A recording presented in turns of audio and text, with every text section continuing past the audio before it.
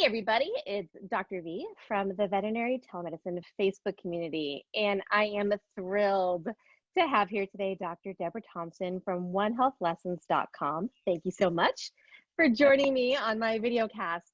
My Now, pleasure. yeah, and I think it was on LinkedIn, right, that we were connected. Was it through Mia Carey, who connects everybody? She's the most incredible person. Thank you, But she Mia. said, yeah, yeah. And she said, you have to meet Dr. Thompson. She is doing the most incredible things with One Health, which I love. I've been super passionate about it since I was in vet school like 100 million years ago, but it's not something, even in the veterinary community, that you hear talked about too often. But it tends to pop up in pandemics. For instance. And yeah, all of a sudden everybody realizes how important it becomes. So this is not something new for you, though. You have been interested in One Health forever, but I want to go even further back because you mentioned that you were actually a teacher before you went into vet school. So tell me a little bit about that. Yes, and thank you so much for this opportunity to talk about One Health Lessons and just chat in general. I've been looking forward to this chat for a while, so thanks for that. So yes, it's true. My background is I have been teaching for years before going to veterinary school. While I was in my undergraduate programs, I did 2 bachelor's degrees because I'm a complete dork. Of course you did. You know, vet, you right? know how it goes. Cover all my bases. Yeah. Right. So I did 2 bachelor's degrees, and one was very heavy on ecology, but I ended up with a biology major. The other one was music. And the way I made money in undergrad is I was teaching music. I was teaching in primary schools, elementary schools, and I was also teaching one-on-one lessons and sectionals. So Did you teach the little recorder? That was like no, I actually taught like real flute. Oh, like flute. that was my instrument growing up. Oh, Love the awesome. flute. So did you have a preference for one or the other, music over biology, or was it just, I can't even choose?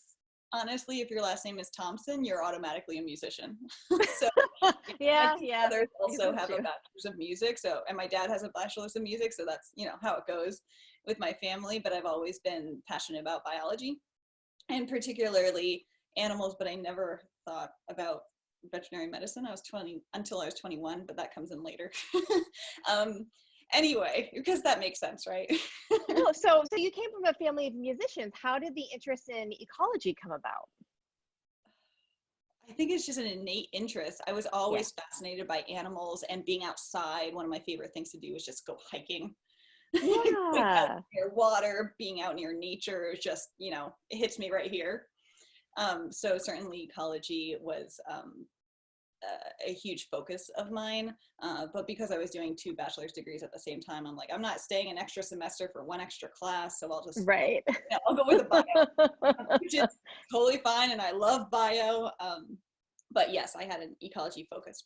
Anyway, after undergrad, then I was teaching full time in a middle school. God And bless you. I developed good patience, but the experience was incredible because those students were my kids. I used to call them my kids. And it's funny to think that those kids are now probably married with kids of their own. Pretty crazy to think about, but that's what time does. So yes, before veterinary school, before I even heard the terms One Health, I was teaching elementary school students and middle school students, but I was also teaching adults as well. And then Oh, wow. since that experience, I've been teaching high school students, but that comes in later. So you've taught everybody. You have all the different ages. You just like teaching. It's just kind of your thing. Right?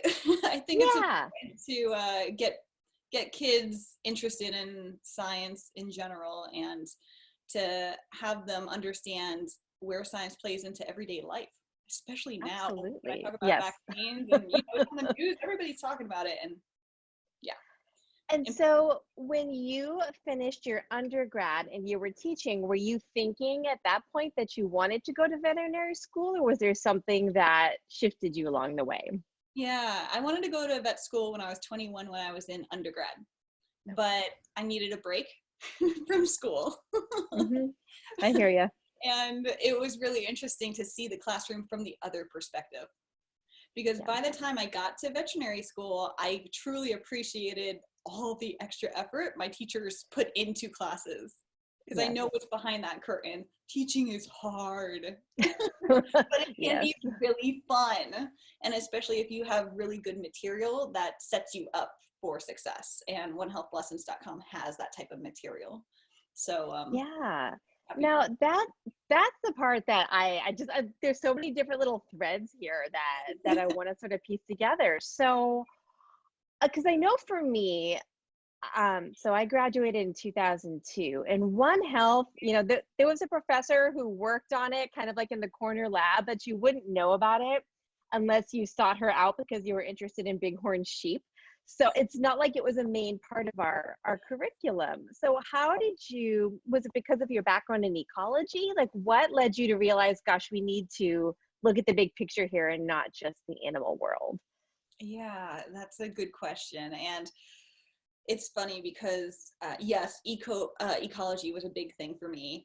I was also considering human medicine. Okay. Um, and I followed around a few doctors, physicians, and I thought it was interesting. I liked how medicine worked inside the body. I liked physiology, but it wasn't grabbing me. You know what I mean? Mm-hmm. Like it wasn't, Yeah. uh, There's too many people. There's too many people. yeah, so I kept looking at other professions, and once I followed around two veterinarians, I was like, done. I was on a beach with a ecology class, actually a marine ecology class, and it was like paradise. It was beautiful. And I Mm-hmm. remember I'd rather be in the clinic right now. Who says those things? I don't know. Nobody says those things besides just insane people like me. So yeah. So at that point I had my, light bulb go over my head, and yeah.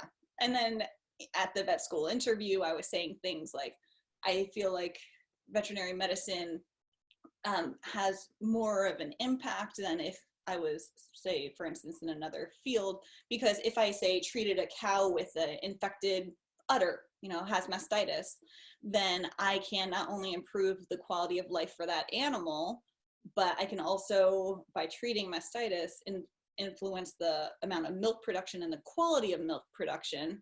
And that plays a part in the family's well-being because they make money off of that milk, right? That was So probably the moment where they checked off, yeah, let her in. So nice. So glad someone isn't talking about puppies during their interview. I mean, puppies are cute, right? There. There. But I never heard the words One Health before. Yeah. At that moment, I had no idea. But I also saw that veterinarians can have that reach, right? And then in 2008, I was sitting in class in one of my classes meant for my certificate of international veterinary medicine program. I did that with the DVM because, that's Of the way. course. Because you have a double major in biology. You got to keep up the momentum, right? I mean, so at that particular lesson, that's when I heard the term One Health, and I was like, what? Come again? Like, my life makes sense now? It's like, Other people have had the same thoughts. what? Yeah, so for the benefit of people who are not listening, who hopefully are listening, but not from veterinary medicine or ecology. So One Health is pretty much the idea that human health is reliant on animal health and environmental health. For that example that I just gave with an inflamed udder, well, cows and water buffalo, I was working with water buffalo for a summer with a One Health project. And I was looking for incidents of mastitis in those water buffalo. And I was trying to see if the people who own these water buffalo understood the relationship between keeping the environment clean and the occurrence of mastitis. Did they? Maybe. In theory, they were not applying their knowledge. Okay. Long story short. Where was that project? That was in Nepal. Okay, I was gonna say that wasn't in like Poughkeepsie. No. Oh, that's so cool. Yeah, so that's environmental health, dirty environment causing problems with animal health, mastitis, inflammation of the udder, causing problems in human health because the family doesn't have money for their backyard cow or their backyard water buffalo. So that encompasses the whole general principle of One Health. Some people take it a step further and talk about the One Health approach, where veterinarians work with physicians, and then we work with environmental health scientists, so like ecologists, for instance. We all work together to make sure everybody stays healthy, the environment, animals, and people. Now, it's interesting because I don't know if you've had the same impression as me, but the first time I heard about One Health, I said, well, of course. Of course, it's all interconnected, and I can't wait to be in this big community of physicians and ecologists and policymakers and veterinarians. And then you get there, and it's just the vets. like for some reason, people don't realize the way that we do that. All of these things are so connected, but I think unless there's something really big happening either in your life or in everybody's life, you forget. And so maybe it's helpful for people who are unfamiliar with One Health to describe kind of why it's so important right now, like why this whole confluence of animals and people, and why it's so important to understand that in a COVID world. Yeah, absolutely. Now's the time to talk about it, which is great as a platform, but we can't, it would be a horrendous miss of an opportunity if we stay silent right now.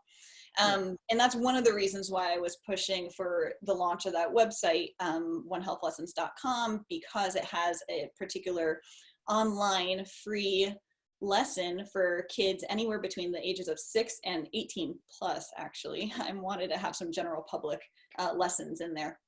And it comes down to COVID-19 and One Health. So the way One Health plays into COVID-19 is that this virus, SARS-CoV-2, originally came from an animal.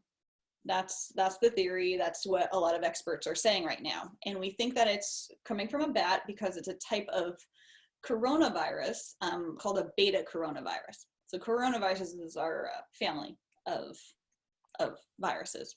Now, beta coronaviruses come from bats.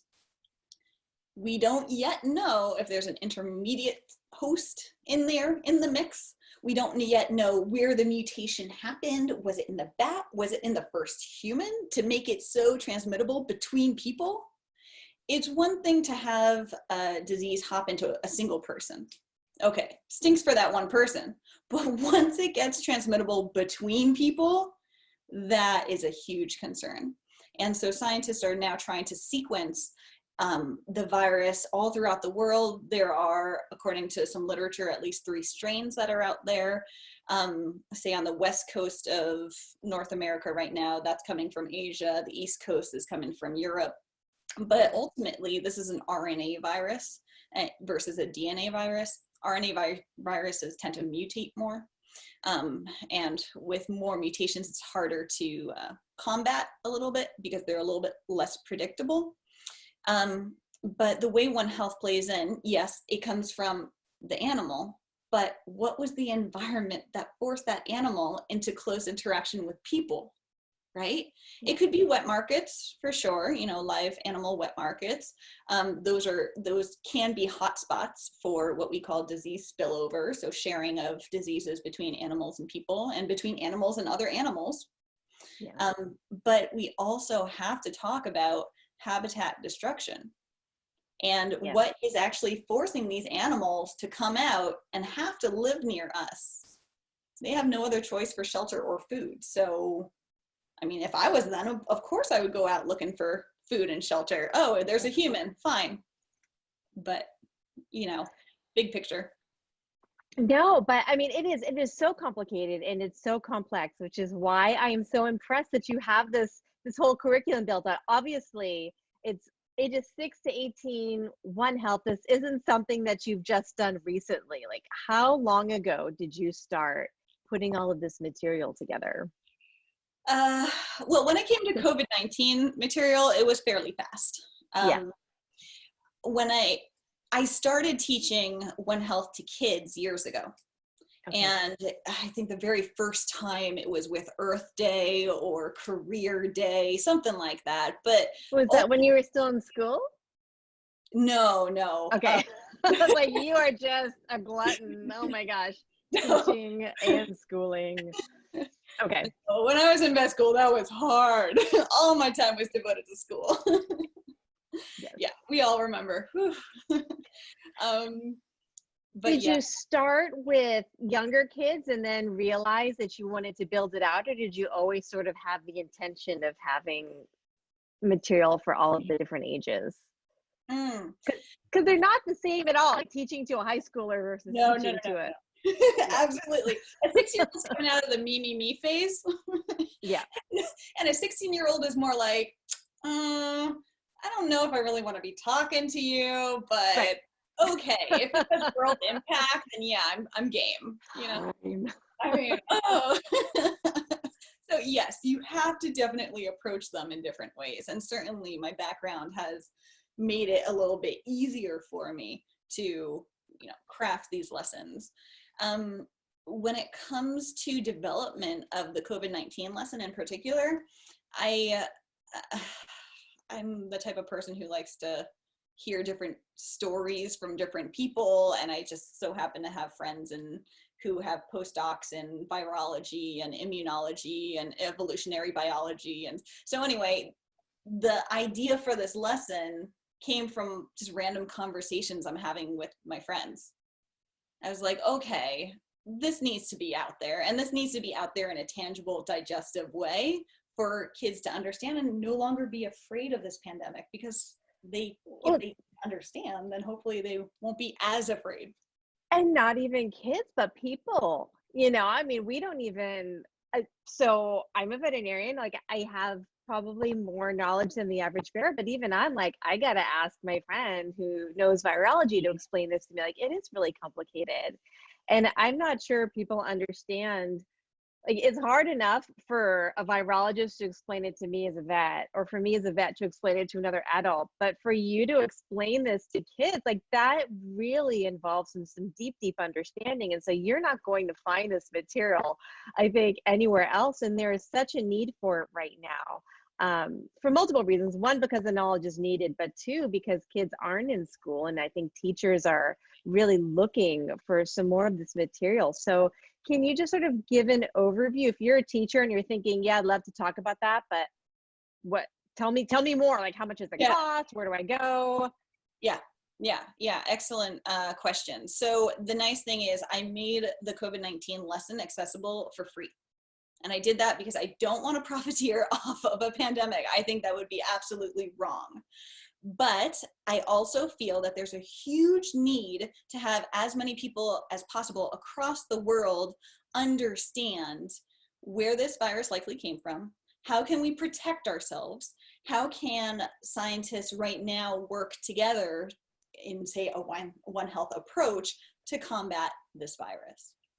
And when I say but, I mean to say, I wrote it in English, but I am asking for people around the world to translate some of these lessons into their native tongue, into their native languages, so it can meet all the needs around the world.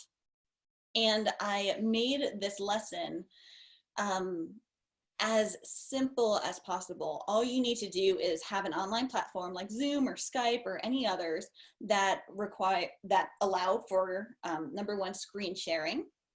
Number two, chat box, and that's for 8-year-olds and plus and over. Okay. Because you don't want a 6-year-old to just be type, you know. It's not going to end well. Yeah, that's when the lesson would end. Yeah. But 8-year-olds plus, as well as muting and unmuting students. Okay. So those three things. So a simple online platform. And again, Zoom or Skype would be perfect opportunities. And what you do is you go to the onehealthlessons.com website, you go to the lesson section. At that lesson section, you see a Train the Trainer webinar. It's 34 minutes and it's free. You just need to register for access to it. And that walks you through the layout of the lesson. It gives you general idea, general concepts, general activities that you can walk through. Then on that same portion of the website, there's a lesson plan. So the teachers can easily just look through, okay, these are the learning objectives. And on the fourth third and fourth page, there are all of the next generation science standards that are applicable to the United States, at least 26 states in the United States, as well as, what was it, 5 or 7 key stage standards for the UK, as Wow. well as many different United Nations Sustainable Development Goals met by this one lesson. So like this isn't like when you go onto master class and it's some chef just kind of sharing a couple recipes. Like this is a structured curriculum that meets specific educational standards, which is incredible. And thank you so much, for making it free for people. Now, is this only open to like licensed professional educators? If you homeschool your children, is that something that they can access as well? Yeah, so this is open to anybody who registers on my site. Okay.